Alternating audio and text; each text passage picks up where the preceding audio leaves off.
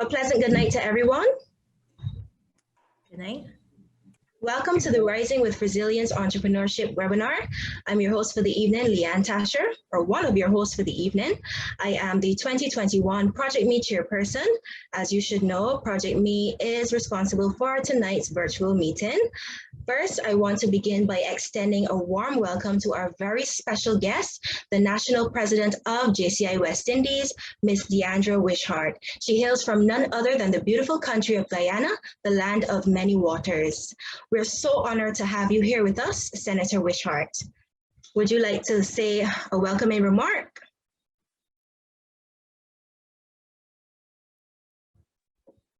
Thank you, Madam Chair. Good evening, everyone. Greetings from the beautiful land of many waters, Guyana. We've had a great day today. I hope that you've all had a great day as well. I'm excited for this session. I'm so excited, and I hope that you all enjoy your nights. Thank you. Thank you so much for being here. So in the interest of time, I will jump right into our agenda, which begins with an introduction of our guest speakers. Tonight, we are in the capable hands of three dynamic trailblazers. Our first speaker, Mr. Richard Blades, better known as Richie B, is the director of the Caribbean Virtual Hospitality Institute. Richie, who engages his audience with a conversational style that is easily understood by all, has been training the workforce since 1990. He has worked with teams in various sectors, including the marketing teams, health and wellness sector, and cultural industries. Well known for his efficiency, thoroughness, and wealth of knowledge, Richie B's actionable training receives results within 24 to 48 hours. Following Richie, we have Harriet Sunshine Skeet. This multi-skilled presenter is a marketer, Women's Entrepreneurship Day Ambassador for Barbados, TV host, and certified speaker. She's also a trainer and coach with the prestigious John Maxwell Group. Her passion and purpose is empowering people to live a larger vision for their lives. And lastly, we have Miss Melinda Bell. She is a financial expert. You may recognize her as a financial planning consultant at Money Matters with Melinda. However, she's also an author. She penned the book, My Money and Me. Melinda, who is passionate about helping others make sound decisions with their money, is the founder and managing director of Astrape Finance, Inc. So without further delay, Richie B, we welcome you to take the floor.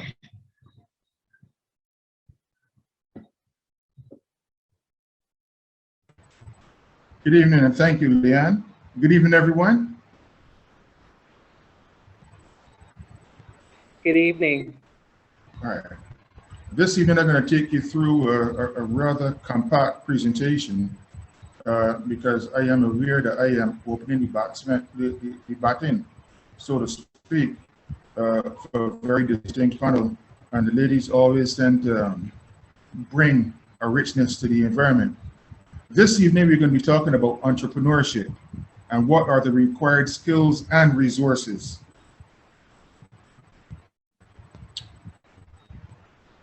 When you're talking about entrepreneurship, what kind of skills do you think that you would need?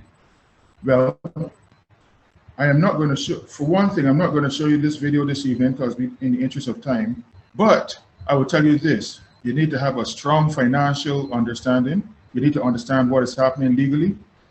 You need to understand a whole lot about marketing, or to find yourself in an environment where you can surround yourself with these people.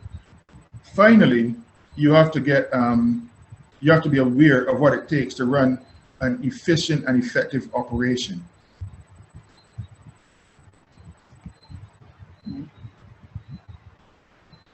In terms of financial, I'm aware that one of the other speakers are going to come up behind me to mention. I think that's Melinda. So she's going to take you through the rudiments of these areas where you learn how to manage your money, which is critical, because a lot of people think that once you get into business, it's just about making a profit. But ideally, it's not how much money you make, but more so how much money you keep. And what you're going to find is that you have to pay attention to all the moving parts required within finance. For example, the revenues, the costs, expenditure and the investments. And, you know, let's face it, a lot of entrepreneurs are afraid to talk about investments. They're even afraid to make a profit. And you will find that the first thing that entrepreneurs do when they're running the business is to think about giving a discount in order to get business. And they want to compete against other organizations on price without knowing the inner workings of that organization. And what that ends up doing is probably spelling financial ruin for that organization that the entrepreneur is running. You've got to learn how to raise money. Raising money is so key. Where do you get the money from? Because not that money is everything, but it's right up there with oxygen. If you don't have it, you're going to miss it. You have got to learn how to raise money. All too often, you'll find that we start off here within the Caribbean and many other parts of the world on the back foot. What do I mean? We tend to go towards the financial institutions in terms of borrowing money, which is one of the most expensive and burdensome ways of starting up your business and getting the funding to do it. Because immediately the following month, you have to be figuring out how you're going to pay someone else, i.e. the financial institution, and you have not even yet figured out where the money is going to come from to keep your business operational. The banks and credit unions are important, but yet still, for all the presence that they do have around us, I find that we as entrepreneurs don't really know the regulatory the regulatory requirements for interacting with these institutions. And what you will find is that when you go to get a loan for your business, you get somebody coming up in front of you with nice lipstick, a red dress, and they say, all you need to do is sign here, here, and here. And you sign without questioning. The thing about it is that they have had their legal team, they've had their the people in the background, the actuarial people who are crunching the numbers, they've had everybody else look over that document before they get to the presentation stage. And then you come there just looking to sign, not knowing what you're signing, not knowing the intelligent questions to ask, and then it's only when you get into a relationship, if you can call it that, and it's not as nice as you had anticipated because things can change, you then recognize that, wait a minute, this shoe is fitting me a little on the tight side and it's very uncomfortable. You recognize then that you're going to realize when you look at finances, there are two things that you can invest in a business. One is time and one is money. And if you don't have a lot of money, then you have to invest some time. The thing about it is that you have got to know a couple of things so you use that time wisely. So regardless of these two resources, which is time and money, do you know how to use those things wisely? If I had to go around this room right now, how many people can say they know how to use time and money and to use it well? You're going to have to sound your voices because I can't see you. How many people would like to learn how to use time and money well in order to grow their businesses? Oh, I would. Everybody should be saying yes. Yes, please. Yeah. Everyone probably. Yeah, I would too, please. About here, heavy. Okay, that sounds like that sounds like 5 people out of a whole room full of people. So the others are experts already. Does it mean that Melinda doesn't need to speak because you all know everything about money, or what's going on? Talk to me. I'm here to help you. And this room is where we come to make the mistakes, people. This is where we come to make the mistakes. So that when you go out there in the world is very, very unforgiving. How many of you have systems in place that you know how to make revenue? How to strategize and put programs in place that are going to help you optimize your revenue? Just today, I was working with a client, and when I looked at what they were doing, they were keeping the business top secret. It wasn't that they hadn't done the pricing and everything like that, which was all well and fine, but they were not letting people know about their business. They were not producing at enough capacity to even break even. You understand? So what are you doing in order to ensure that your business is going to be viable? How are you going to bring the oxygen of your business, which is money, into your business to keep it viable? And as what we say in the not-for-profit circles, how to keep it sustainable. A lot of people are going around the place using the word, oh, I'm an entrepreneur. I don't want to work for anybody. I want to be my own boss.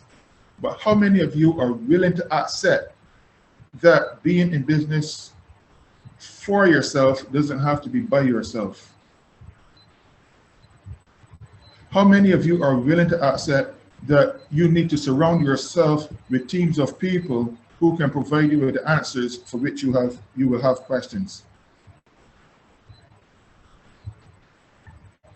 Anyone? Someone? How many I of learned you? that the hard way. You learned that the hard way, right?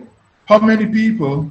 And I find in Barbados, when I look at the people who I work with internationally, and then when I look at the ones who I work with locally, a lot of people who are in business spend too much time reading the wrong material.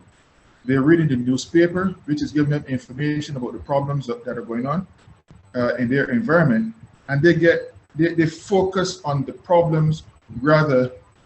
Well, I should say it like this: they dwell upon the problems that are within their environment rather than reading the information that is required to help them focus on a solution. So what is happening in terms of how are you going to get on out there and keep motivating yourself? Where are you going to find additional sources of capital? What are you learning about cash flow to keep your business viable? Because you can be profitable and still go to business because you did not have enough cash flowing through to deal with the commitments of the business.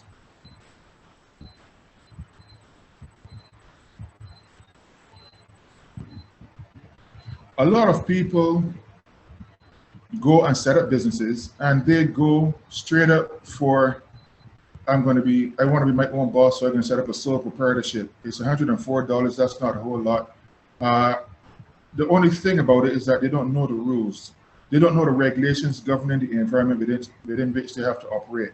So they don't recognize that even though it's just $104 to register, it's also the most expensive form of doing business, since it exposes you to a whole lot of liability. What do I mean by liability? When you're doing business, you're going to find that many people within the public, like this lady called Sue. And if you don't do what you're supposed to do well and competently, people are going to want to come after you and sue you. And if they sue you and you're a sole proprietor, what happens is that they can sue you up to your personal assets. You understand? You can have a partnership, and with a partnership, again, it is risky because there are two general forms of partnership. One is a general partner. A general partnership is where there's no contract. You just decide to get into business. It's split even down the middle. If it's two partners, it's split in half. If it's three partners, it's split in thirds. And one partner can bind everyone else into debt. How many of you would feel comfortable about somebody else going down to the store, signing something saying that you're going to pay for it, and you have absolutely no idea what it is that they did? Just by a quick yes or no. Would you like that? Yes or no?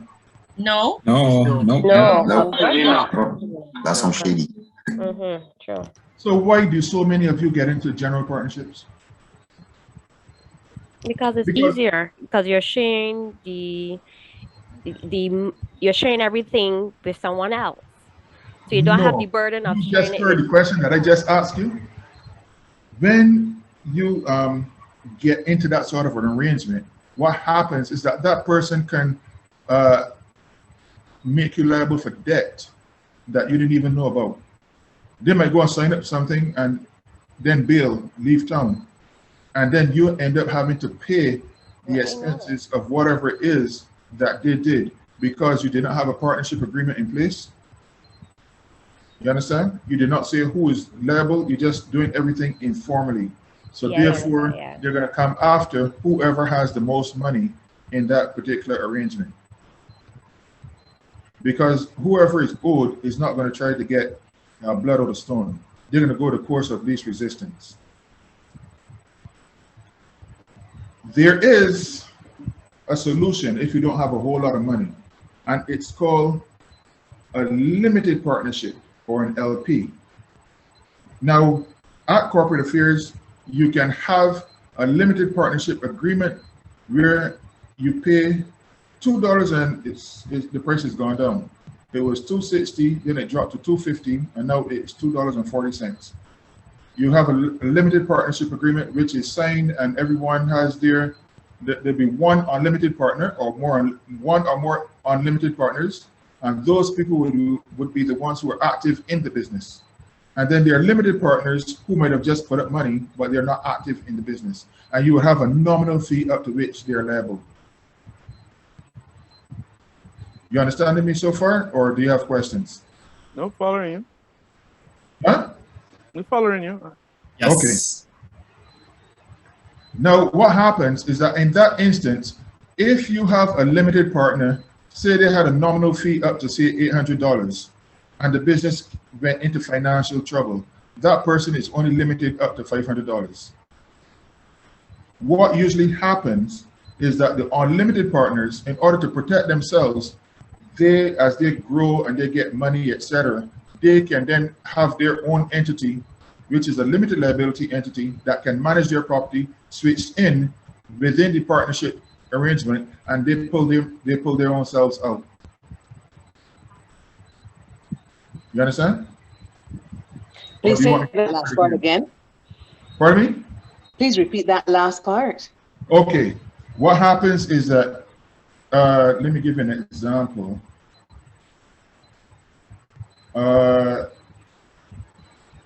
Say you started up an ice cream business as a limited partnership, but you know, of course, you're creating a product where people are ingesting food, they're consuming things internally. Now, you don't want a situation where somebody gets food poisoning and then come after you, because the limited partner is going to be only limited up to the level of his or her investment. You understand me? Yes. The unlimited partner can be limited up to their personal assets if they do have personal assets. One of the things that some people do is to start up a holding company where they put all their personal assets under the holding company so that they're protected. And if anybody comes after them looking for any assets that they do have, they own nothing. Okay, now I understand. Yeah? Okay. Now, the thing with partnerships is that when it comes to payment or remuneration, you only have to deal with one set of taxes, because partnerships have flow-through taxes, unlike the next category that we're going to go to, which is a limited liability entity, which attracts double taxation, right? Because you're taxed at the corporate level, and then you're taxed at the individual level when you do get paid. For the other thing too is that with a general partnership, or even with a sole proprietorship, it does not have business continuity. As long as the owner dies, the business dies with them. Whereas within a partnership and a limited liability corporation, those businesses can have continuity, because you can just switch the person out who may have become deceased and put another person in. You follow? Or do you want a bit of an example? Yeah, we follow. Following. Yeah? Actually, give an example of it. Okay. You know that accountants and attorneys really are not allowed to incorporate per se. But what's happened is that they've formed partnerships. So then you always hear attorneys and accountants referred to as partners. Does that sound familiar to any of you? Yes. Yes. Yeah, it does. Yeah, yeah. Richie, we have a question in the comments asking if your example is similar to the company Apple. I'm going to use one that is even, no, Apple is an incorporated entity. If you look at like entities here, like PricewaterhouseCoopers, right? First, it used to be Pricewaterhouse and Coopers and Lybrand, which were two partnerships. And then as they came together, it was PricewaterhouseCoopers, and then they shrunk it all the way right down to PwC. They did the same thing with Ernst & Young, where then they became EY. You understand?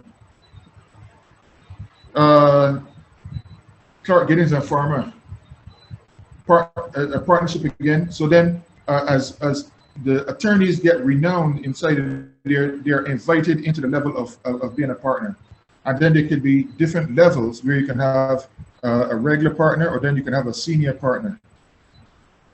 You understand? But all the information must be documented.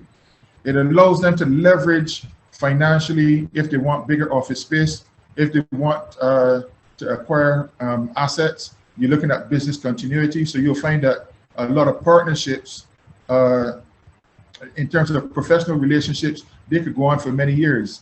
They can be, someone could actually go past 100 years quite easily.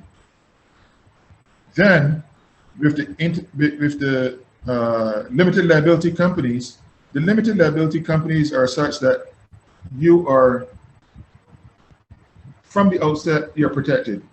But as you well know, every year now you have to be re-registering with Corporate Affairs and Intellectual Property Office to ensure that you are a bona fide entity and not just a name on the register.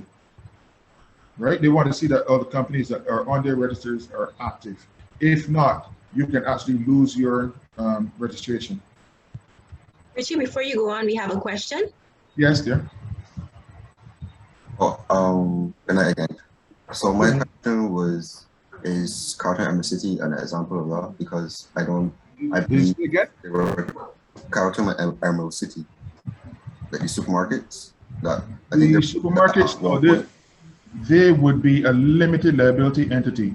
They would have started off, because remember they started off as like JB Simpson. You understand? And then what's his name again? Bino would have gotten it from, he would have purchased it out from the Simpsons at the time. And then he would have, under advisement of his attorney, he would have ensured that he got limited liability coverage. Why? There's a reason for that. He has a lot of people traipsing in and out of his property. All it takes is one person to slip and fall, and he can get a lawsuit. All it takes is one person getting hit inside of his car park. That's a lawsuit.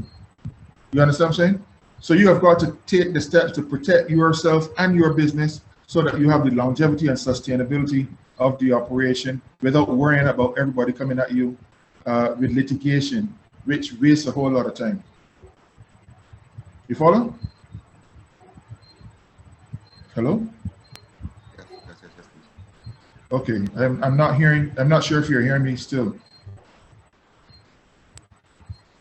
Hello? Oh, we hear you perfectly. The person is, did I answer that person's question? Does he understand me? He's still with me, or? Oh yeah. I hear. I still hear. Right? Are you understanding what I'm saying? Oh yes, please. I'm not hearing, I'm still not hearing him. He Okay, said he understood. you understood? Okay. Yes. Yeah. All right. So then you have other entities that can also be established, because not everyone is going to be a profit-making entity. You can have trusts that it can be set up. You can have societies for, oh boy, it's like a charity, but it's not called a charity. And the name escapes me now, but they're all listed. Non-profit? Non-profit. It's like a non-profit too, but it's not called a society for, oh gosh. It's on the corporate affairs website. If you go on there, you can see the whole listing of them. You can see all the fees and everything like that, what you have to pay. Now, once upon a time, you would have to pay a whole lot of fees to get a company incorporated. And many people did not do that because the fees scared them. It was north of $3,500. And then it took forever and a day to get it done. I guess the attorneys didn't, felt a little bad about making so much money in a short space of time. But, a lot of those fees are really stamp duties. Plus, you got to be paying the clerks who have to be going around to be doing the legwork while the attorney works on not only your cases but also other people's cases. You understand what I'm saying? So all the costs have a reason for being inside of there. So it's not just people price gouging you.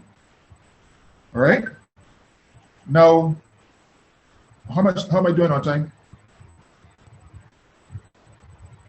We have 10 minutes left. 10 minutes. Wow. All right. Let me. Leon, can you make my information available to these people so that if they have questions, they can get in contact with me and ask me?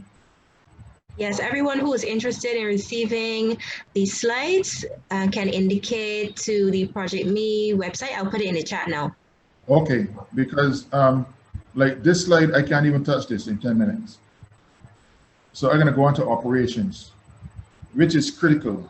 How many of you remember some years ago, let's not call any names of companies, but let's look at, we're all aware of instances where companies would have put on promotions, and then when the public responds and go to those companies, the staff that's working there don't know what they're talking about because there's a disconnect in the operations. Marketing did not speak to the other departments, did not send around the information so that then everyone could be prepared. So what happens is that instead of a major embarrassment for the company, I'm going to play on the word a little bit, but it ends up being a major embarrassment because the public then gets to know about it and recognize the inefficiencies of the company. So when you're looking at the operations of a company, you have to look at the staffing, you have to look at the workflow. Are you working smart? Are you working hard? Do you have things in a nice flow within the operation that it comes in and it moves in an organized manner through the organization until when it goes out, the product or service for sale to the people, to the wider market? Do you have standards and measures so that you always ensure that whatever you're putting out is always uniform? All right. If you go to a restaurant and they're serving on a queue, you wouldn't want the person in front of you that they know to be getting 2 spoonfuls, and then when it comes to you, who's paying the same amount of money, they're only giving you 1, would you? Or they're shaking back the spoon and this part dropping off, and you see those sorts of things. Then you have to look at the communication. How is there uniformity with your communication? Are you formal? Well, then yes, be formal. Are you informal? How are you looking at your written communication? Are you paying attention to detail? Because a fast way to lose business is to spell someone's name wrong or mispronounce it or call the person by the wrong name. And that happens if that happens within the tourism sector, you can rest assured that person is not going to come back. They're looking for you to remember their name from 1 year to the next. What about the ambience and decor? What is that communicating about your business? What about your deportment? That's not here. Nowadays, people are dressing any kind of how in order to do business. And, you remember when you were growing up, you would have had clothes for church, clothes for school, clothes for going out. Anybody old enough to remember those sorts of things? All the good old days. Yeah. Yes, please. Of course, we remember. Of course. Yes, Yeah. yes. Yeah. Nowadays, you go out in the evening and you see people with the same clothes on that they had on downtown all day. Right? Then what about uniforms? The importance of wearing a uniform, crisp and correct. You will notice that FedEx, for example, let me use them. They have standards of codes that the skirts that the females wear must have a certain fall. It must be off of the body a certain way. It must have a certain fit, so that when you're looking at them, they all look uniform. The shirts must fit a certain way. You know, it's not like a ballooned out shirt where a lot of people like to wear nowadays, but they're more tapered, so that they look neat and tidy. Are you know, and they also ensure not, you don't necessarily have to have all the haircuts and everything like that in place, but you have to have your hair neat and tidy and well groomed. How many people, when you're looking at your staffing, all right, let me put it like this. Have you ever been out to a restaurant and then when you place your order, and when you're going to place your order, you ask the staff what about the menu and what items are good to choose from the menu, and then sometimes you hear, I know, I never had that. In my days in hospitality, when I came up, if you work in a restaurant, you get in on shift early enough to be briefed about what is on the menu. You can explain it to the people, and sometimes you had little tasting spoons that you could even taste what it's like, so you can describe it to the people. You understand me? What about your workflow? Is your workflow tidy and organized? Can somebody else, if you call in sick or you couldn't come to work for one reason or another, can they pick up your work and follow on in order to ensure that the client's needs are met?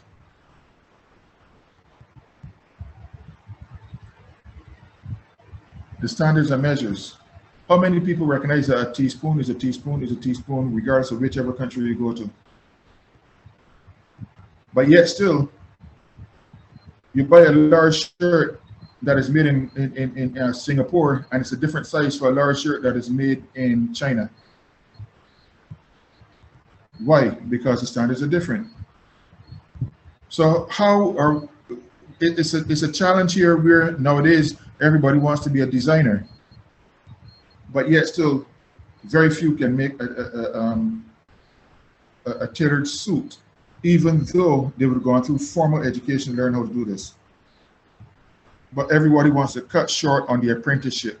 They want to cut short on the learning and think that because that they get the paper qualifications, that now they know how to do everything. And they don't want to take that time to learn from the people who might have been doing it before. My time is running. Where can we get help? If you are between the ages of 18 and it used to be 35, I think they dropped the age now to 30, you can go to the Barbados you can go to the Barbados Youth Business Trust. The Barbados Entrepreneurship Foundation is for those people who are still in school. And all of these are hyperlinks that you can actually go through when you're in a more relaxed setting, and it will give you all the information because it's going to connect you to their websites. The Youth Entrepreneurship Scheme is under the ministry. It's right up here by Sky Mall.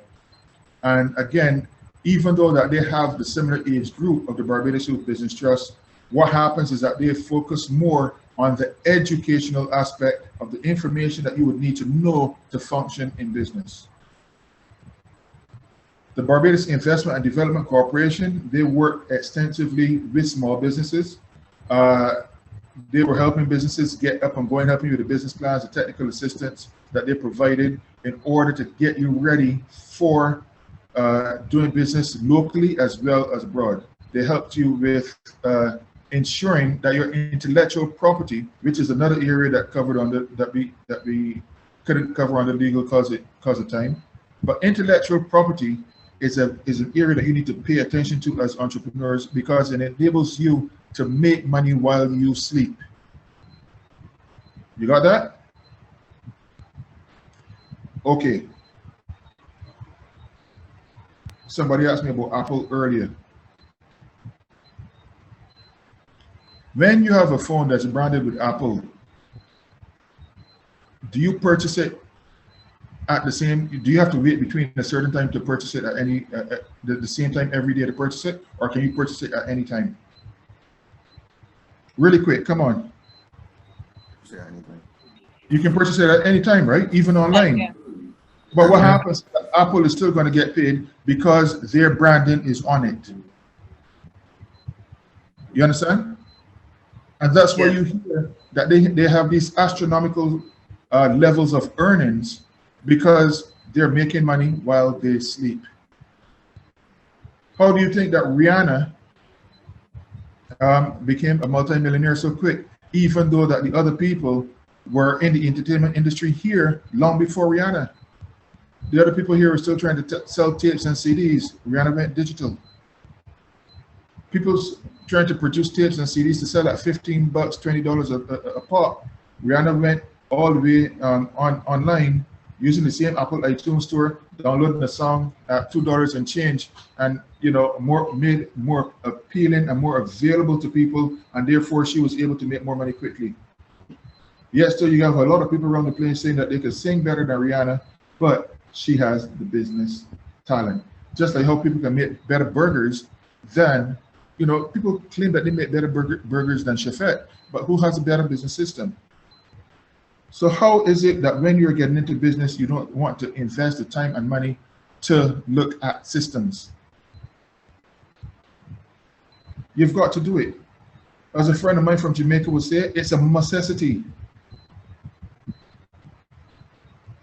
You've really got to pay attention to the details, understand the regulatory framework within which you must operate in order to ensure that you run a successful business. Ladies and gentlemen, I am sure that 10 minutes have gone, so I am out of time. I want to thank you for being here with me. This is our website where you can find more information. There are blog articles up there and I share a lot of free information up there as well to help entrepreneurs who are in business. Our contact details are also on the website. So if you have any questions, feel free to reach out within the next week or so. Tell me that you are a part of this session, and then we can look at how best we can help you move your business forward. All right? Thank you so very much for being here this evening. I hope something I said made sense, and that by making sense, you would inevitably make dollars. Thank you. Leanne, thank you for inviting me. Have a wonderful evening, everyone. Thank you, Richie. Thank you. Thank you for those insights on the fundamentals of operating a successful business. And I wish everyone success from hearing these wonderful tips presented by Richie B. Next, we have Harriet Sunshine Skeet, who will address branding and marketing. Sunshine, you have the floor. Thank you very much. Good evening, everyone. This is a real unique opportunity to be able to speak to so many people. I see that we have 46 participants. Thank you very much as well, Richie. I think you opened up very well. We did meet a number of years ago at a seminar that I presented at, and we did have some good conversations about business and entrepreneurship. So it's actually really good to see you again, even though it's only virtually. Good night, everyone. As Leanne very nicely gave my introduction earlier, so if you missed it, I am Harriet Sunshine Skeet. I am a marketer. I am a Women's Entrepreneurship Day ambassador. I've hosted a number of TV shows. I've had my own show for a while as well, Fireside with Sunshine. And there's lots of things that I have done to be in alignment with my brand. So what is a brand, and also what is marketing? So that is what we're going to be spending the next few minutes discussing at length. But to be honest with you, and I know Richard alluded to it earlier, it is hard to cover such intense topics in such a short period of time. So with that being said, I'm going to ask if you can post your questions like you have been doing in the chat. And what we will do is break at about 30 minutes into my presentation. I will just wrap up, and then I'll leave a period of time for any questions that you have based on what I said. So any questions that come up, Don't say I'm going to remember, because typically you shouldn't trust your success to your memory. So make sure you write them down. As I said, put them in the chat, and I will try to get to as many as I can. So at this point, I'm going to be sharing my screen. So I believe everyone should be able to see it at some point. So hopefully that will be now. Yes, we can see it. Awesome. Awesome. So the elements, as I said, I'm going to be covering will be about marketing, marketing mastery in particular. People don't want what you make. They actually want what it will do for them. And when I first read this statement, and a lot of the concepts and ideas are actually from a brilliant marketer. He's actually someone that I look up to. His name is Seth Godin. And he had has an amazing, brilliant book called This is Marketing. So if you want to jumpstart your business, or you think that, things are not moving at the pace that you want to, I would suggest you get this book. I don't get any commissions or any special anything for endorsing, but it is a fantastic book, and any student of marketing would know that. So check it out. So as I mentioned, people don't want what you make, they actually want what it would do for them. And what does this mean? It means that typically when you have a product or when you have a service, if you're not thinking what is in it for the end user, then you're going about the whole process incorrectly. Because if you think about your buying choices, when you go to the gas station, what fuel you decide to buy, when you go to the mall and you're thinking about what shoes you want to purchase, there are thousands and thousands of choices. So what are the reasons you make your buying decision? So these are some of the things that we're going to be getting into over the next few minutes. So this is just a brief outline of how you can find me. All of my handles. I'm on Facebook, I'm on Twitter, I'm on Instagram, Fireside with Sunshine, as well as on Instagram, as well as all of my titles, all the things that I've done. I'm also on LinkedIn if you want to look me up. More importantly, though, I do a lot of coaching and a lot of training, and I've found that that's a need in particular now, as people try to navigate through a field of with this information. There's lots of things that typically coming at you, and you don't quite know how to filter out all of the noise. And very often you hear, think outside the box, think outside the box. I'm encouraging everyone on this call to think inside the box, because we need now more than ever to be more focused, which means that you need to shut out the outside noise, all the Instagram posts and all the different Facebook posts and all the news feeds that come up. And when you go shopping online, you say you're interested in one thing, and then you go back online and you see all these things pop up, and you're like, oh my gosh, I can't get this noise out. You need to think inside the box. So that's what I'm going to be also encouraging you this evening, is to stay focused. So let's look at the question of how, in terms of marketing. How do you spread your ideas? How do you make an impact? And most importantly, how do you improve the culture? So I'm going to be covering this element over the next couple of minutes. So why marketing?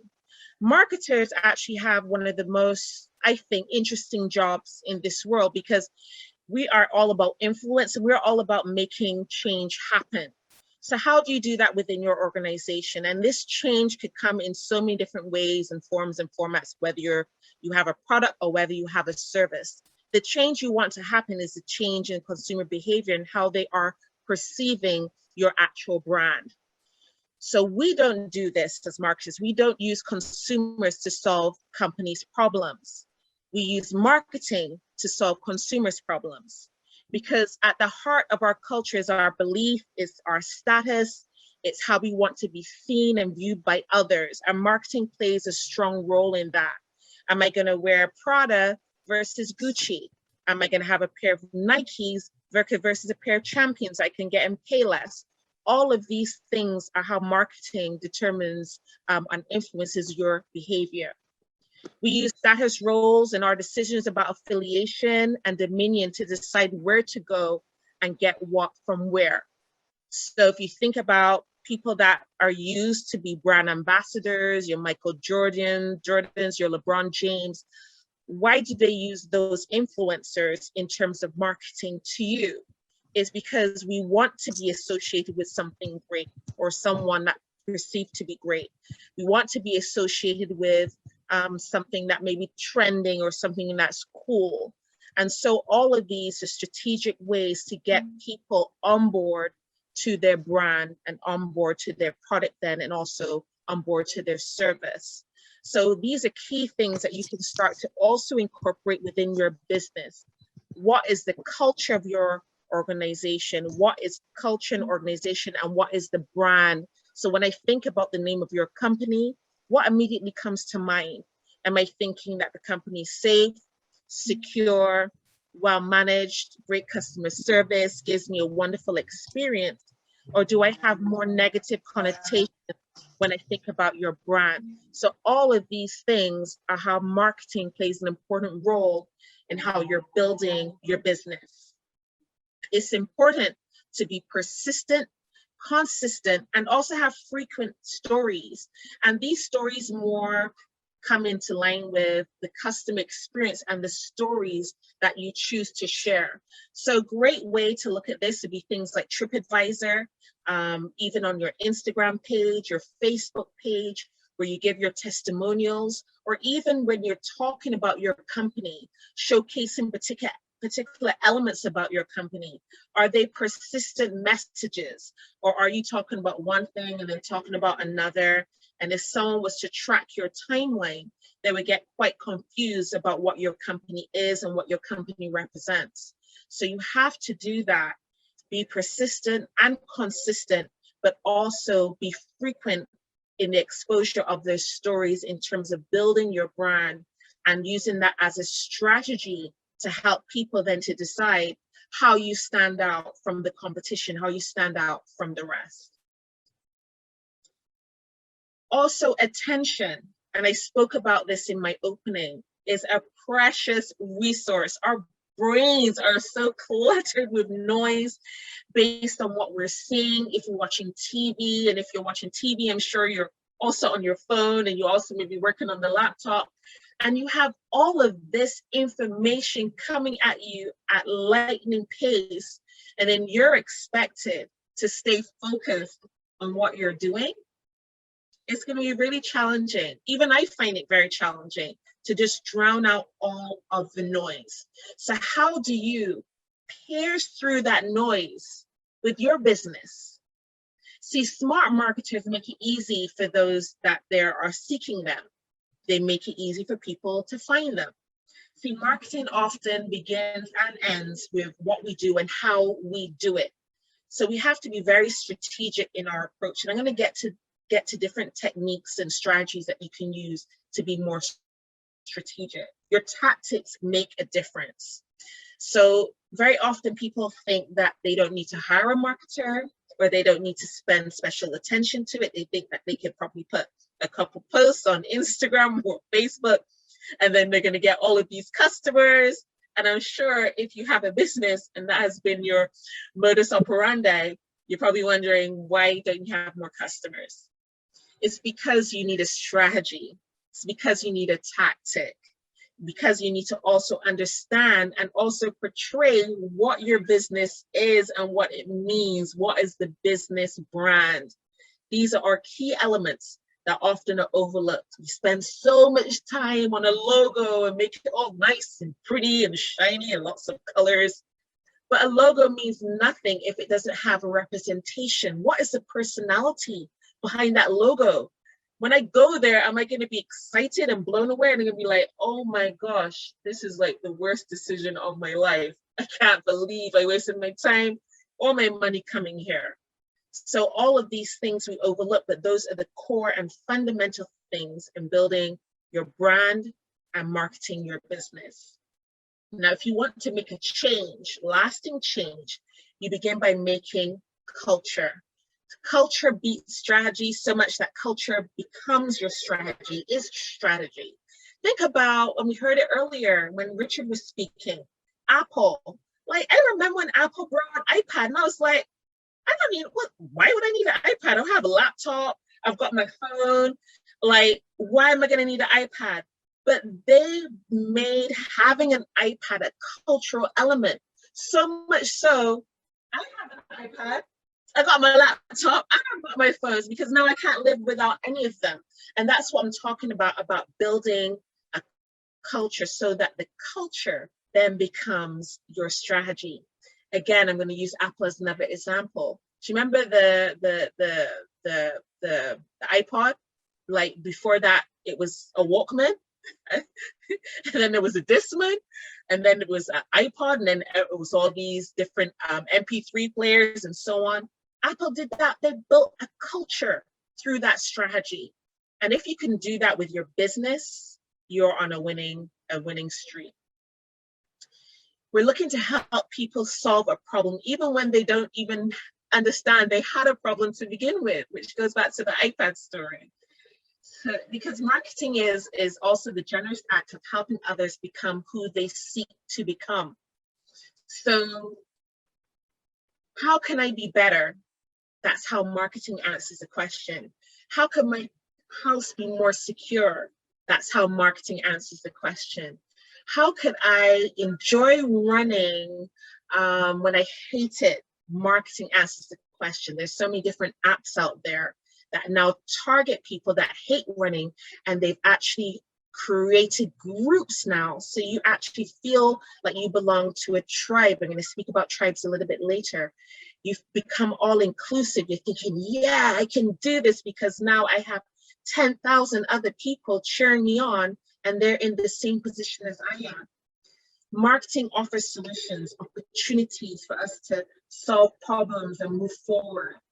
When our ideas spread, we change the culture, and I spoke about that earlier. So I'm going to go through just 5 easy steps. And if we do the work and help the ideas spread from person to person, making it engaging, it makes change happen. Think about even Martin Luther King, Mahatma Gandhi, about having one idea, one concept, and that idea spreads. And so you tell one person and then another person, and you enter into a multiplicity of change, because it's like a virus, it's like a contagion. It catches, and the idea would spread, and that's when change starts to happen. So invent a thing worth making that is going to change someone's life, going to change someone's world, improve their life, improve their world for the better. And that idea then spreads. Design it and build it in a way that a few people will particularly benefit from it and care about it. Because very often we kind of get caught up in mass media, mass marketing, mass. But I encourage you to focus on a small set of people and start building out your tribe. I don't want to go too heavy into this because I'm going to speak about this in future slides, but just remember what I said. Design it and build it in a way that a few people will particularly benefit from it and also will care about it. Tell a story that matches the built-in narrative, and that's the story of your brand, how you started, where you're coming from, because people connect to stories and stories resonate and they are memorable. And so once you connect and can get that engagement from people, again, it's about that idea and about that idea spreading. Spread the word, of course. And again, show up regularly, consistently, and generously. Very often we try to hoard information and thinking, oh my gosh, someone's going to steal this idea. I just started as a business, someone's going to steal it. However, if you are strategic in how you're giving information to your customers, they're going to keep coming back for more. It's called drip marketing. They're going to keep coming back for more. You don't want to fire hose them, but you want to give them enough information that they can start to implement and understand that they need more of that information. And because you were so generous with that information initially, who do you think they're going to come back to? They're going to come back to you. So I want to cover this part briefly, because this is a very important element in marketing. It's the desire for, hold on 1 second, because I'm here looking at my screen and my face is actually blocking it. Oh goodness. So I'm just gonna go back here. As I said, I'm not sure if I'm gonna be able to cover everything, but let me just do something real quick because my slideshow looks like it's freaking out a little bit.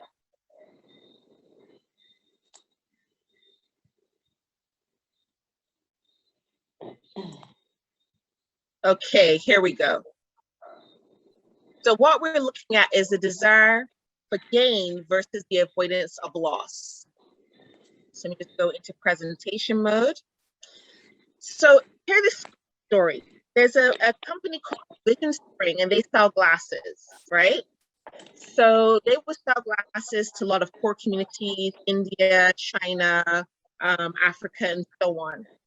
They produce the glasses for $2, sell them for $3 US, right? So they make $1 profit. What they found is that they would go to locations, do the presentation. They knew that the people that they were targeting could afford the glasses.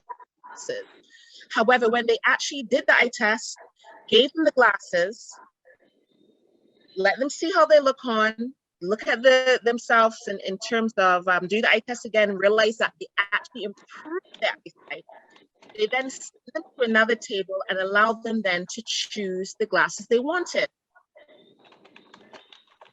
Can you believe that only 40% of people actually bought glasses?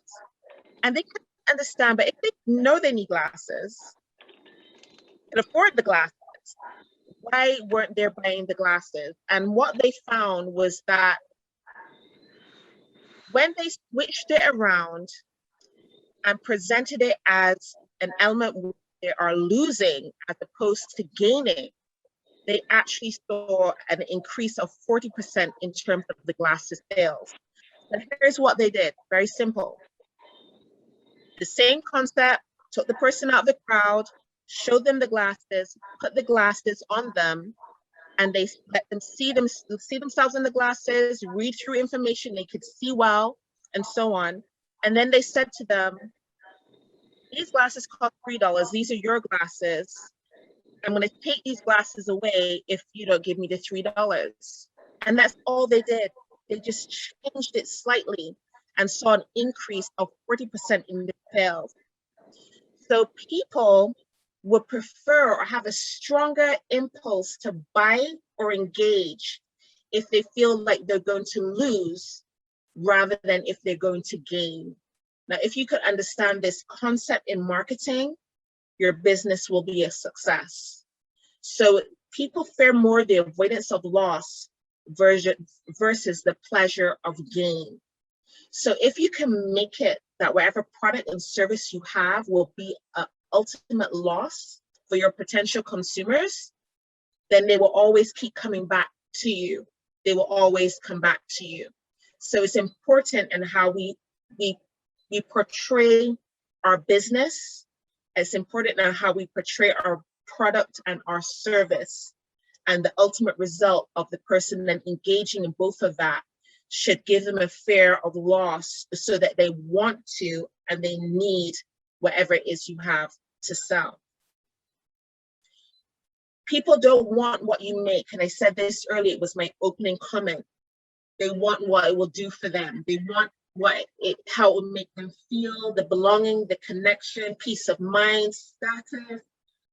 And some of these are some of the most desired emotions. Think about drinking a Heineken versus drinking a Hyroon. How's that going to make you feel? These now become labels. They become an extension of who you are and how you want people to view you. And no one wants to think of drinking a cheap beer like a Hyroon. They're like, oh my gosh, Hyroon.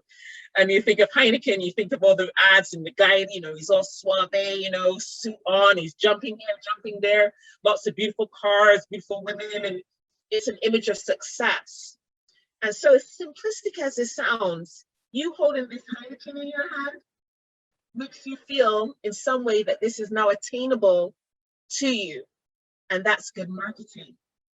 What we sell is simply a road to achieve those emotions that we want, that I spoke about, peace of mind, the status, And we let everyone down when we focus on the tactics and not necessarily the outcomes. So it's about how we make our potential consumer feel. What's in it for them? Who's it for? What's it for? Are the two questions that should be guiding all these decisions in marketing your business. We tell stories, we make connections, and we need to create experiences. All of those things are ultimate in marketing a successful business. You can't shortcut this. These are the steps that you need to take. People need to feel a connection. We're yearning for connection. Look at how social media has exploded.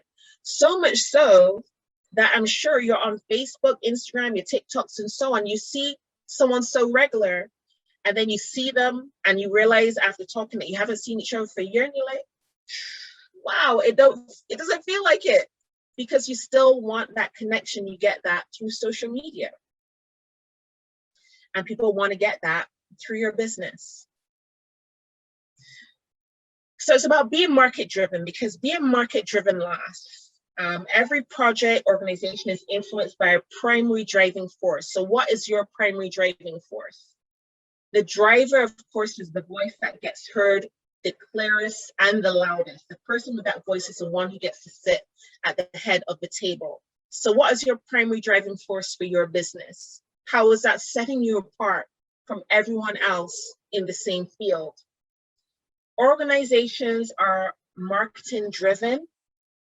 They're click focused on the offer, the surface shine, and the ability to squeeze out one more dollar. Market driven organizations hear the market, listen to it, and influence it to bend and make it better. So what are consumers saying? What do they want that you're not offering? All of these things are going to help guide you to make your business better, because there are opportunities, and perhaps opportunities that you're missing because you're not listening to those market forces. You think, well, this is the way it's always been done, so I'm going to do it the same way. Or maybe a family business, this is the way my mom and dad did it, or my uncle, my aunt. This is how it should be done because it worked like that in the past. But all those things need to change and be spun around on its head, because it can't work like that moving forward. So what are some of the promises that you can make to your consumers? Your promise is directly connected to the change that you seek to make. So I put up this image of Coca-Cola because we all know it's a taste of happiness and taste the feeling and all this kind of nice stuff. But it gives you a good example of the promise that they're making and they expect that you will have when you consume the product. It sets the expectations of the experience, that promise. And that promise could be a tagline, it could be a slogan. And it's not something I want you to get too hung up over, because sometimes people spend too much time on this stuff. But it's all about what I said about the personality behind your business, the personality behind your brand. And I'm not talking about your personality as a CEO or the person that's leading the charge. I'm talking about what you want your business to represent. Is it going to be like, and we call these archetypes, personality archetypes for businesses. Is it going to be like, the girl next door, you could kind of go over there every time, get a cup of sugar, borrow this, friendly, approachable. Is your brand going to be like, Mercedes-Benz, stush? And, it's excellence and elegance. And, people have only that earn a certain amount of money could they get a Mercedes. Do you want to be like, that personality type that's like, kind of like has a big ego?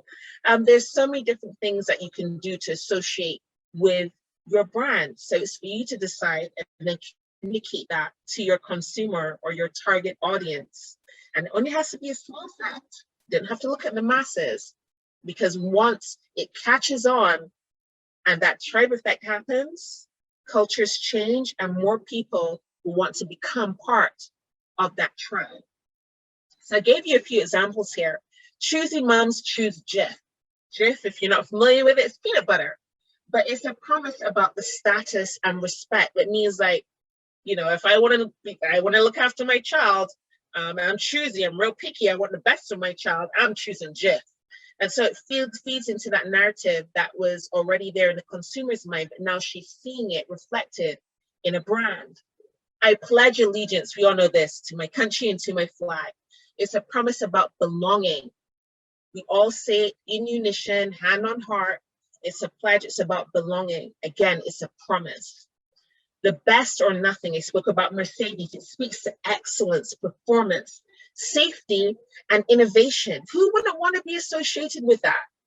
All of those are promises that brands make. So who's it for? If you had to choose 1,000 people to become true fans, who would you choose?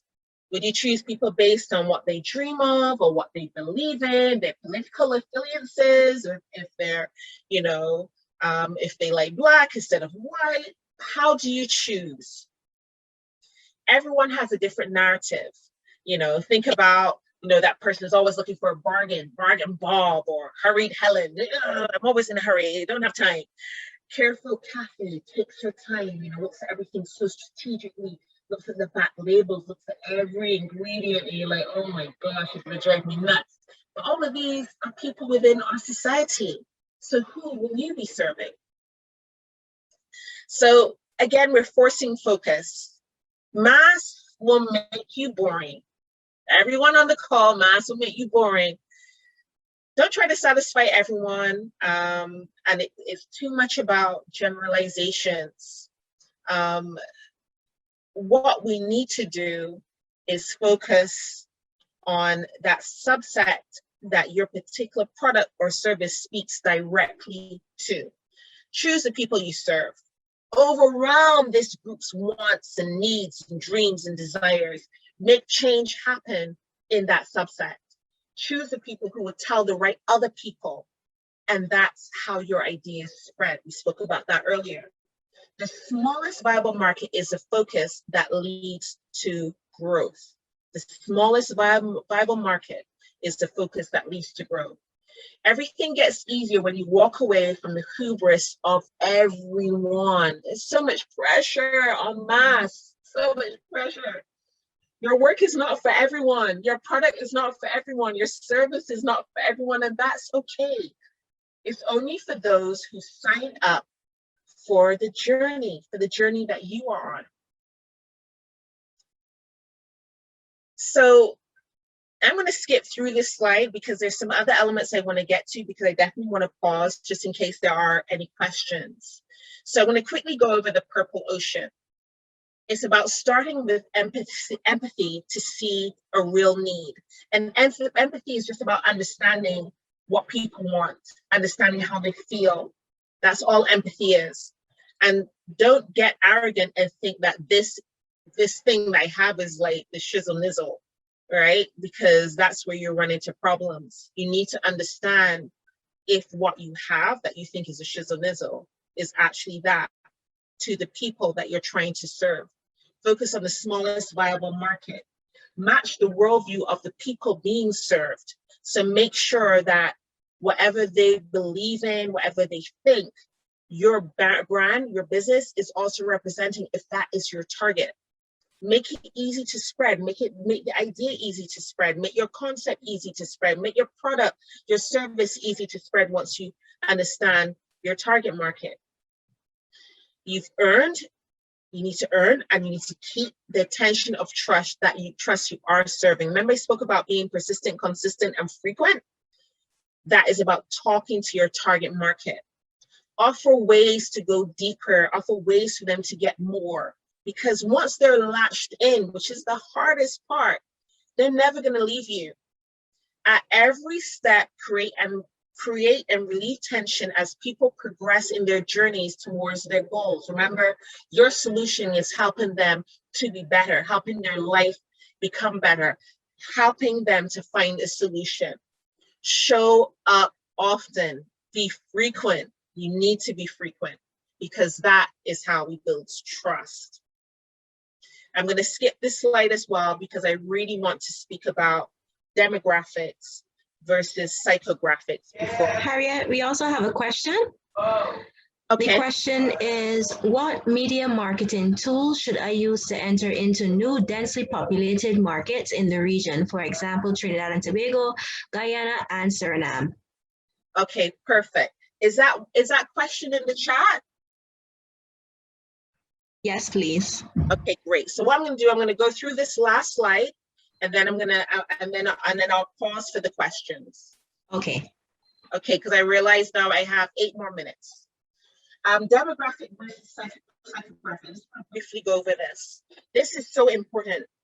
Typically in marketing, we only focus on the demographic. And if you're not sure what a demographic is, it's when you focus on the age, the gender, income, collected for a particular population, location, and so on.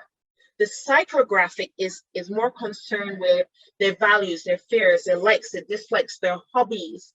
All of this stuff you can gather through social media now, through your Instagram, your TikToks, etc. But you need to do both in conjunction. One doesn't work without the other. And so for targeted marketing, you need both the demographic, understanding the age, understanding the location, understanding whether they're male, female, etc. And you need the psychographic information. Okay, that is very, very key. So I'm going to pause here and start. Would you mind repeating those questions for me? The questions, and then I'll address those questions. So the first question is from Adrian Skeet. The question is, what media marketing tools should I use to enter into new densely populated markets in the region, such as Trinidad and Tobago, Guyana, and Suriname? Okay, so the media marketing tools, the easier ones to use will be social media. Social media has such a widespread, and even if you're just looking at Trinidad and you have particular campaigns that you run in Trinidad, and then Suriname as a separate entity, and not try to cover all of them with the same message, because they're going to have different cultural elements in the country, and you want to speak to them differently.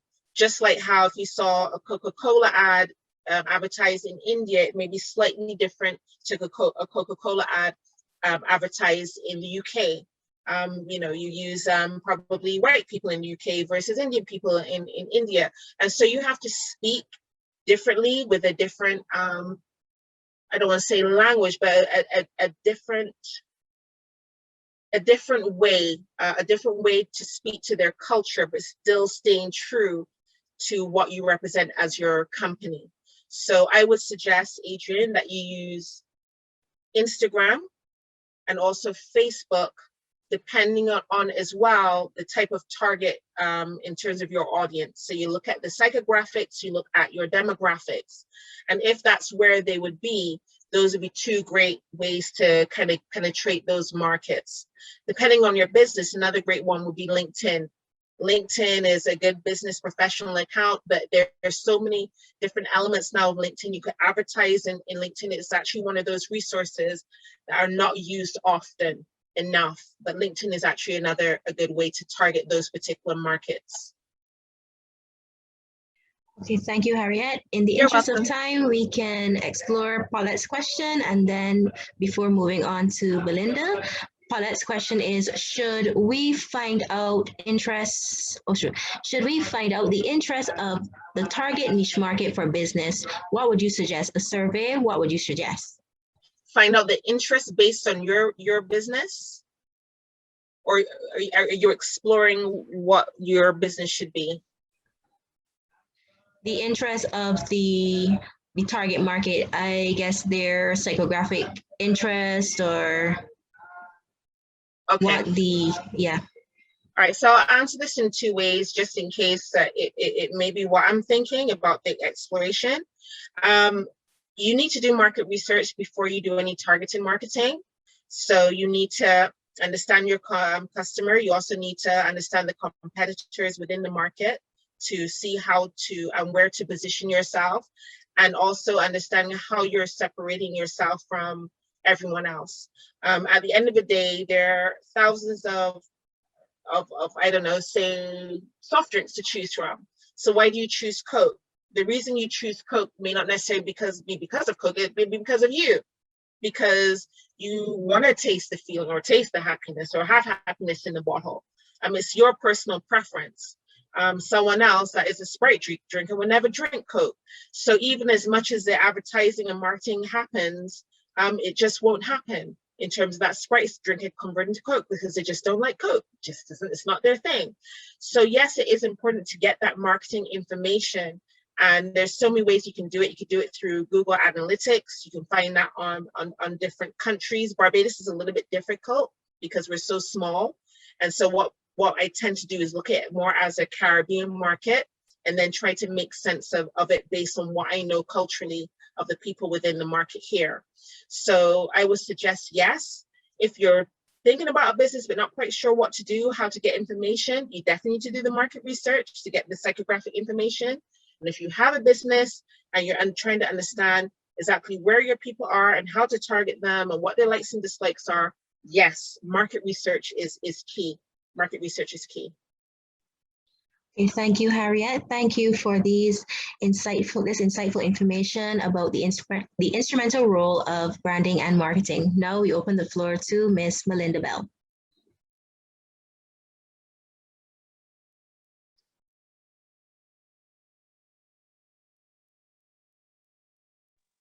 Okay, hi everyone. Hope everyone is well. Thank you so much, Richard and Sunshine, for what would have been presented so far. So I have the responsibility of completing the session by talking about finance. So I'm going to share my screen now. Can everyone see? If I enlarge it, just a second. Can you see it as well as I move through? Yes. Okay, great. All right, so we're talking about Business Finance 101, and I'll try to keep it as succinct as much as possible because this also is a very broad topic and you just can't just blaze through it. So let's see how best I can do.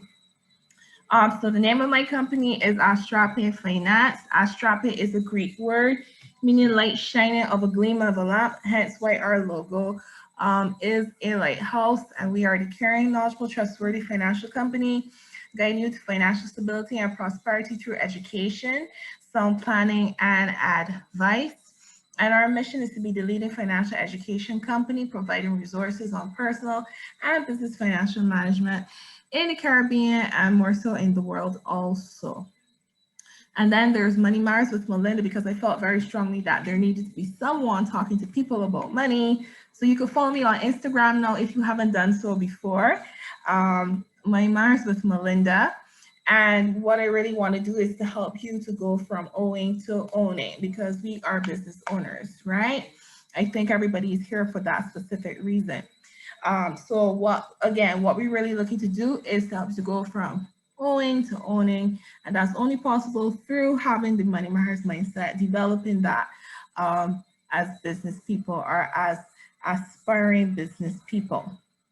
So surrounding all of this in terms of the business financial aspect, it's important to know and understand how the money matters mindset works and how you can apply it, how you can renew your mind and really make sure that you behave in a way that leads to growth in your company, not just in the amount of people you hire, not just in the area where your business will be housed, but especially financially wise, you want to be able to grow exponentially in that area. And building wealth takes time. Building a business takes time. So I'm not here to share any get rich quick schemes.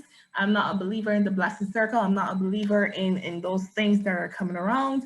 It's all about hard work. It's all about, becoming disciplined in what it is that you're looking to accomplish. So my team and I came up with this graphic. The origin, knowing and understanding and acknowledging and appreciating this is where you're at, and this is the present point that you're at. So if it is that you're somebody who's now looking to start a business, this will be your place of origin, your beginning. If you're somebody who's been in business for almost 10 years like myself, it's still a place of origin because my company has to grow exponentially to the point that I would like it to. So this would be my starting point. So once you have an understanding of where you are presently at, then you could develop that mindset, a mindset of a business owner, a mindset of someone who wants to actually build something. And then once you change your mind, then you're able to employ behavior which could actually lead to growth. So let's start with the place of origin. Where are you at? What do you have in your hand? What are you good at naturally? What skills do you have and see yourself making money with? What equipment do you have in your home that you could make money with? If you're looking to go into baking and you have a mixer, that's a start. If you're looking to I don't know, valet cars and you have that equipment there to provide a service, and maybe one service that you may be able to accomplish at this point, do that. What are you good at naturally? Do you speak publicly? Are you able to tutor well? Are you good at administration? Are you good with your hands? Do you create? Do you braid hair? Do you create things? Do you create stationery? Do you have a heart for leadership? Are you compassionate? Are you someone who's really able to speak to someone on a one-on-one basis and really help them develop a life plan for their life? So at your place of origin, while I'm going through this presentation, what you can do is to make a list of what it is that you have, what it is that you are thinking of making money with. And remember, not every skill and every hobby is something that you necessarily need to make money with, because at the same time, you still need to have fun, you still need to have a personal life. So not every idea is a business making idea. It may be just something that you do for fun, and that's okay. But there may be that one thing that you have that you know you could start your business with. I know that when I started this company about 9 years ago, I had no money whatsoever, and that would have taken me some time to build it. And with the help of other people and team members and people who would have opened doors for me and forming partnerships and collaborations and all that stuff. But I'll get into that eventually. So that's the first thing that you need to know. What is it that you have in your hand? What do you think that you have? What skill set do you think you have? Or what equipment do you think you have that you could use to make money with? A laminator comes to mind all of a sudden. If you have a laminator, you know you could create those beautiful pieces for sale. That might be an idea for someone. Now, remember we talked about the money matters mindset. We talked about origin, your place of origin, where you're at, your starting point. Now we're gonna look at developing the mindset. If you come from a family where money wasn't really spoken in the home, it would be a challenge for you to actually open up about it. Especially if money isn't spoken about in the home, it may be a challenge for you to, want to take responsibility or to be open-minded about it, or to be open-minded about having more than one stream of income, for example. Where I'm so thankful for the examples I would have seen before, but in light of these present times, in light of everything that's happening, we can see how it's super important to have more than one stream of income. So it's important to renew your mind. I think that I am a first generation entrepreneur. I don't think anyone before, well, not typically beforehand, but like went into full-time entrepreneurship. I made that decision. So I'm the forerunner in my family, and hopefully I could influence my 2 nephews and niece to consider it in the future, but we'll see what happens. They're still babes, but they're growing up beautifully and nicely. But what you need to do is to take a mindset shift, a relook at the business that you operate, and really consider these things. I run a family business, meaning that if you decide that you want to pass down generational wealth, having a family business could be something that you could consider, because I think that we as a Caribbean community, I'm not going to talk about the race card right now, but we as a Caribbean people, we have to get into the habit and the mindset of actually leaving something tangible behind. I remember being part of a session And a parent told me, I'm not leaving anything behind for my child. And I'm like, okay, well, if that's your prerogative, that's your prerogative. So we have to be very careful that we don't want our next generations to start from scratch, having to start over. But you really want to make sure you have a family business, and it may not be necessarily your family, but it may mean that you could employ the community, people in your community, and have a family business running. Another thing that we really need to get into the mindset of, and I know things are challenging in these present times and so on, but you know, it's important to keep a part of what you earn. And even if it's $5 or $10 from sales that you get, because you want to be able to actually set aside money, all right, for future ideas. So the idea that you have now, or the idea you're thinking about, may not be for this generation, but it may be for the next generation. So in a sense, I'm kind of talking about succession planning. If it is that you're looking to guarantee the longevity of the business so that it will go from one generation to the next and the next, you could consider setting aside money towards that. And at the end of the day, it's about building generational wealth, because we need to get in the habit of keeping a part of what we earn. So it's all about renewing your mind, knowing that, acknowledging this is where I'm at, this is what I'm good at, this is what I could make money with, and then understanding, you know what, this is a business that I'm running, because what we're looking to do is to be profitable.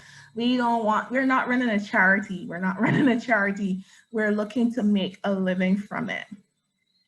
So we talked about knowing your origin, knowing where you're at, understanding this is what I have at this present time. And then the next thing would be renewing your mindset. Now, in terms of behavior, it's super important to put these things into practice. Richard would have made mention to actually registering a business name. That's the first start, because I always ask people who come to consult with me, have you registered the business name? It's only $104, like he rightfully said. And then after you would have registered the business name and would have received the certificate, then you could actually use that business certificate to open a bank account, because that's how you separate your business from your personal. Open a business bank account. So there are different things that they would require with respect to actually opening a business bank account. They would definitely need the business certificate. They would need proof of address. They would need 2 forms of ID of whoever is actually signing on the bank account. Okay, so that's super important. But I know that banking institutions are not asking for cash flow projections. All that simply means is that what in numbers, translated in numbers, presented in numbers, how much you think the company is going to make, how much money you think the company is going to bring, how much the company is going to bring in, how much income, and then how much money the company is going to be pushing out. So you may say, for example, okay, you know what, I'm going to sell 10 cakes a month and across the board for the year. And then, well, these are the different expenses that I'll have to cover: the ingredients, the marketing, the utilities, paying myself, and those different things that you could think about. Now, why I strongly recommend opening a business bank account, because it rightfully helps you separate your business from your personal. If you actually put all the money onto your personal bank account, guess what's going to happen? You're going to take all the money from the bank account and put it towards your personal expenses, because you're not putting the money back into the company in order to guarantee its growth. But I'll talk about that in the last segment of developing the money matters mindset. So if you want to separate your business from your personal, I strongly, strongly, strongly recommend that you open a business bank account. And then set your goals. What is it that you would like to accomplish? I mean, all of this is part of the business plan that Richard would have rightfully talked about, the overall aspect of it. And then Sunshine would have talked about the marketing aspect as well. But then also you need to know the financial aspect of your business, and you need to know it well. And you don't need to feel under pressure to know everything. I mean, it's a learning curve. It's a learning process. Managing your money and building business and managing finances is something that takes some time. So set your goals. What is it that you would like to accomplish? Now, sometimes we think that everything needs to happen all at once. We put ourselves under pressure, believing that, you know what, I got to do this today. I got to make $1 million in my first year, all that stuff. Realistically, that doesn't happen. Experts tend to say that by the third year of business, you start to break even, meaning that your sales will be equal to your expenses, and then you'll be able to start seeing profits. But these things do take time. But set your goals. You could split your vision into bite-sized steps and pieces. What is it that you would like to accomplish for your business within the short term? That would be within a year or less. What is it that you would like your business to accomplish within the intermediate term, 2 to 5 years? What is it that you would like your business to accomplish within 6+ years? So once you break it down, once you see okay, this is what I would like to accomplish, and then it puts less pressure on you so that you don't think you have to have everything to happen all at once. But the beautiful thing about goal setting, the beautiful thing about creating a financial plan, especially for your business, is that you don't need to have money in order to do so. How else will you know what to do with your money when you finally receive that? And that's the term that I coined, that I created, financial leadership, giving your money purpose and direction, in which you discover, or you know what, this is what I want the money that I am going to get from my business to do, and then I'm going to make sure that I direct it. So with developing the purpose for your money, you go through the process of goal setting. And then in terms of directing your money, then you actually budget the money you have. And I'll talk about that later in this presentation. So once you have an understanding of your goals, what is it that you would like to accomplish? Where do you see your company going? Then you can project, all right? You can project, you can predict how you see your company is performing. There's a reason why the marketing research is so crucial and so key, because with that information, you can do your market research to find out, okay, you know what? This is the amount of money that people are willing to pay for the product or service that I'm looking to offer. Or this is the industry trend. This is the market price or the going price of the product or service that I'm looking to perform. So there's a reason why everything here that has been said has set the foundation, because it influences the way in which you manage your money, and it influences the way in which you price your product, okay? So you project to see how your company is going. You translate into numbers based on your market research, based on the different things, the team structure that you're looking to have. Because once you have an idea of the team that you're looking to bring on to help your business grow, then you have an idea of how much you may want to pay them, and those different things, the different expenses that you would have to consider, all of your legal commitments, all of the taxes, the NAS, VAT, and all those different things. Then you'll be able to project based on how you see your company is performing. And then it's important to know how your company is performing. There are different apps out there that you could use. Before, Wave apps used to be free, but it's not free anymore. Well, when I say free, it was easily accessible to people outside of the US and Canada. So unless you are a person who lives in the US, or unless you're a person who lives in Canada, you wouldn't be able to have access. But there's QuickBooks Online. There is FreshBooks, yes, or you could purchase QuickBooks and use it on your desktop. But the beautiful thing about using these platforms is that it allows you to record your expenses.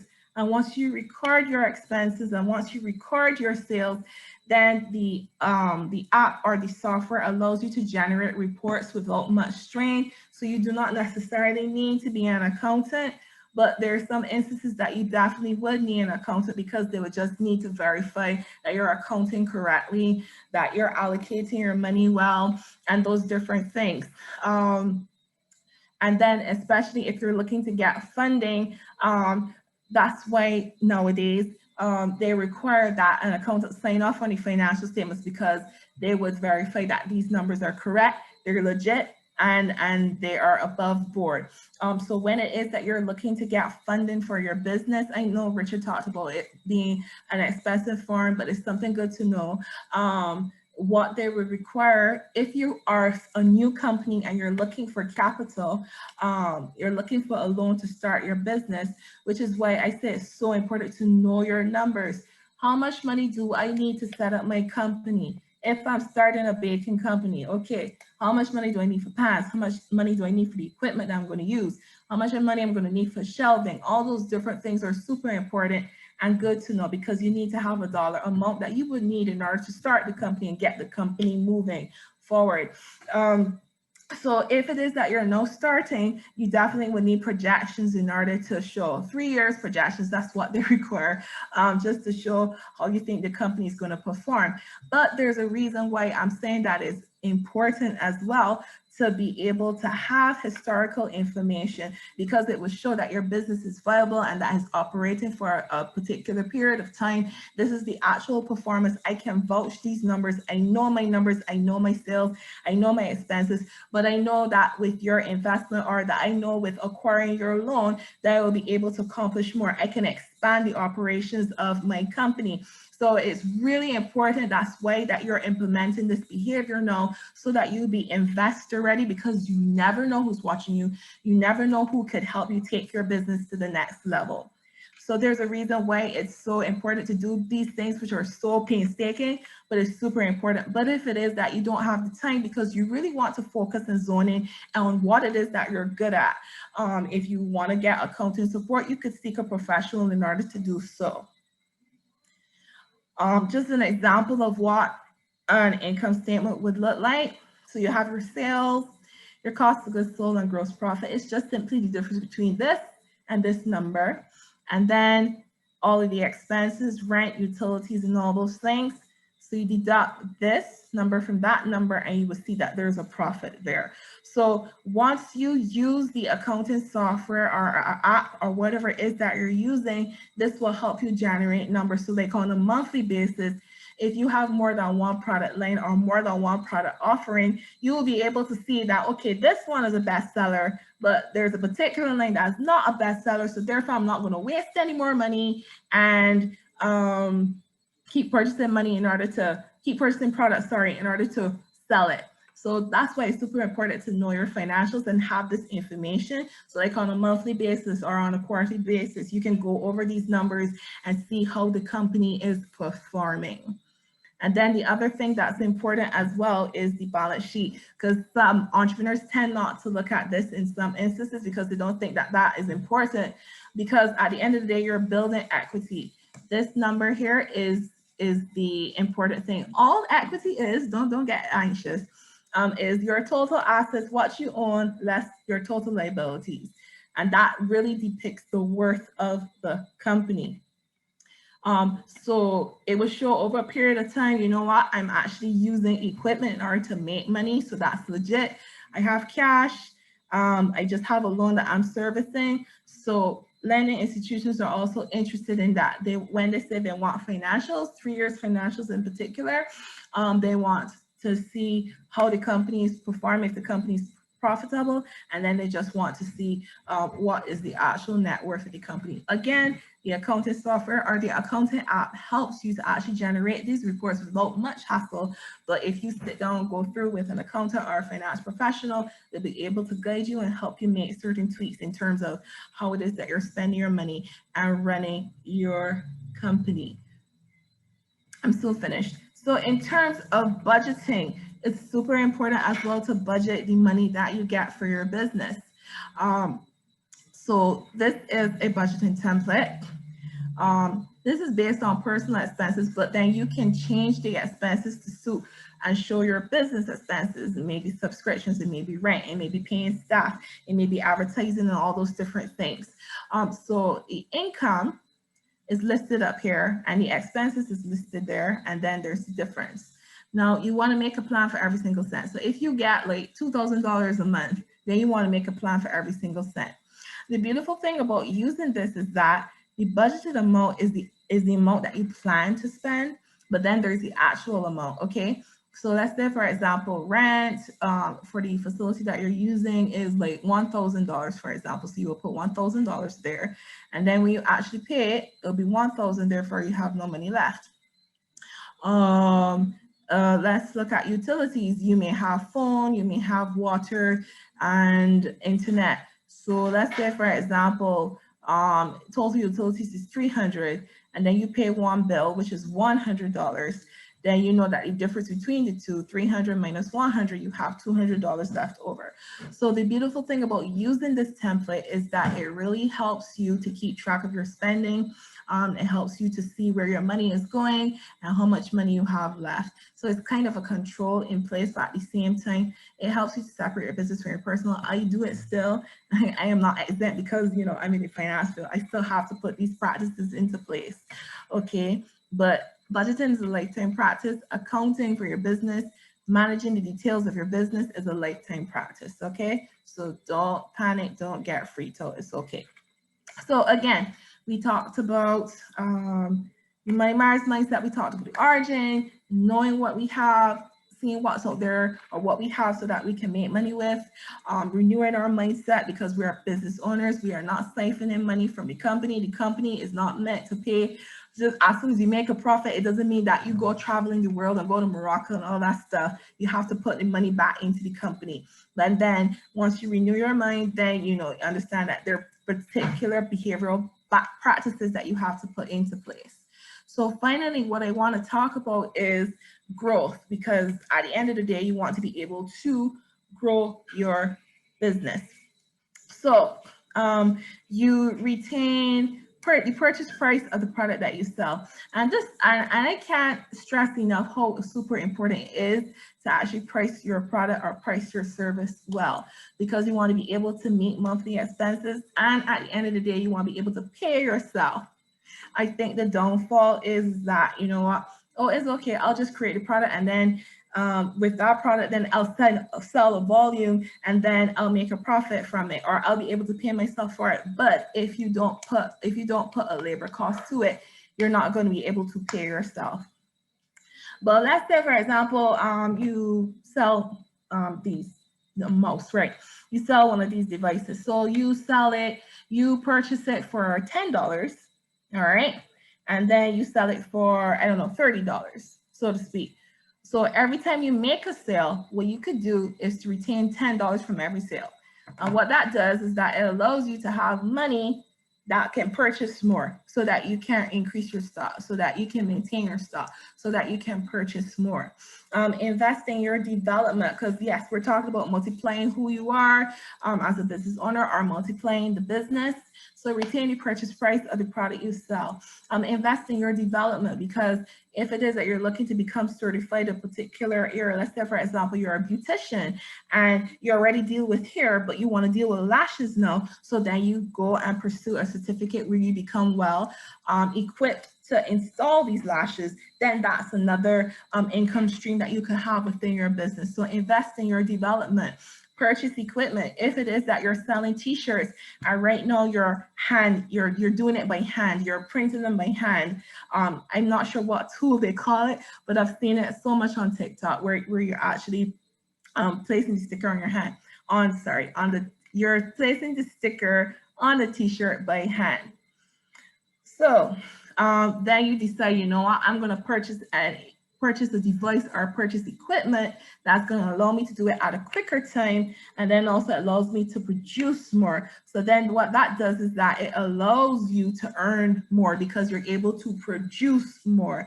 And then marketing and advertising. I loved what Sunshine would have said about, you know, not look at it as a mass marketing fee, but, you know, really targeting your demographic, targeting your target market. So you can invest in marketing, advertising, getting business cards, letting people know this is who you are, this is what I have to offer, signage so that people can easily find you. Those different things are super important. And then hiring staff at the end of the day, because if you're looking to multiply the operations of your business and you're looking to service more clients, what you need to do is to have more people that can come on board and help you accomplish more and service more people, okay? So that's pretty much it, as best and as succinct as I can put it. So as a business owner, it's super important to develop the money matters mindset. It's important to know your origin. What is it that I have that can make money? What skills do I have? And then developing that mindset, because you want to make sure that you want your company to grow and develop, and then implementing behaviors that would ensure that growth and development. And once you behave right with the money you have, then it could lead to growth, because we're investors at the end of the day. So you can follow me on Instagram. You can check me out on Facebook. That's my website. That's my email address, and that's my number if you want to get in contact with me. So I trust that I would have done justice. So if anybody has any questions, I would welcome them. So I'll stop sharing my screen. Thank you, guys. Hi, good night. Hi. Wonderful session so far. I have one single question. At the present, I started my business last year during the COVID period when it was released from work. Okay. And the issue you were speaking about taking out what you invest into it, the immediate investment, as you was explaining the most, and then taking the rest of income and probably putting it back in the business or investing in myself. I started using that percentage of project. I think it's about 15%.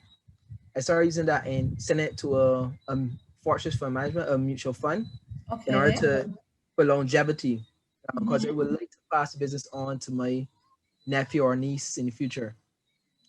So, what I'm asking you is, do you think that it's best for small businesses to continue reinvesting in other financial instruments rather than just staying focused on continued growth and continue saving, because saving makes no money? And what other avenues do you think that are available right now for other entrepreneurs to follow in that aspect? Okay, so what you're doing is right. Set aside that money for longevity, putting it towards the next generation. Cool. And I think that we can all appreciate as entrepreneurs the importance of having reserves should a pandemic like this come about.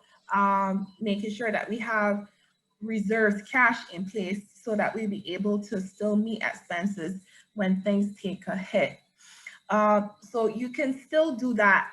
You don't need to put yourself under pressure to put a particular amount. So if you make $100, what you can do is, I don't know, 20 towards the Fortress, or this is just an example, 20 towards reserves, and make sure we invest the money back into the company. What you did with Fortress, that's good, that's good. You could also consider the credit union. Credit union tends to have a premium account with the interest rate at a particular rate. So you could consider that as well too. But at the end of the day, the direct investment, reinvestment back into the company is super important. And I mean, it's not something that's going to happen overnight, but if you start now, you're on the right track. You definitely are on the right track. So it's just super important to keep apart, but then also you still want to make and meet your monthly bills still. So that's what I would say. Okay, thank you very much. My pleasure. My pleasure.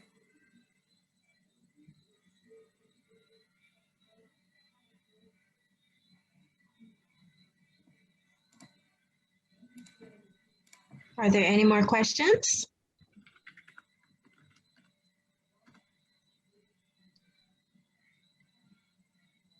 Another question has come in the comments. It is from Portia.